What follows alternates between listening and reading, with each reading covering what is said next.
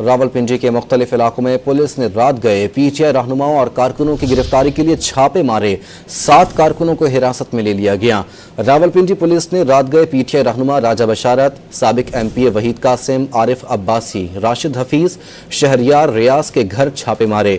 Police हुकाम के मुताबिक मुख्तलिफ कार्रवाइयों के दौरान 7 कारकुनान को हिरासत में ले लिया गया, जबकि क़यादत रुपोश है।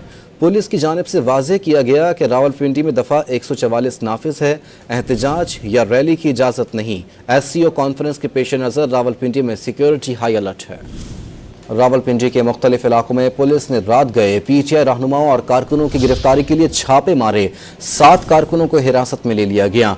रावलपिंडी पुलिस ने रात गए पीटीआई रहनुमा राजा बशारत, साबिक एमपीए वहीद कासिम, आरिफ अब्बासी, राशिद हफीज, शहरियार रियाज के घर छापे मारे।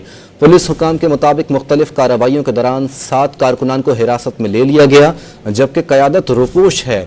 पुलिस की जानिब से वाज़ेह किया गया कि रावलपिंडी में दफ़ा 144 नाफिज है, एहतजाज या रैली की इजाज़त नहीं। SCO कॉन्फ्रेंस के पेश नज़र रावलपिंडी में सिक्योरिटी हाई अलर्ट है।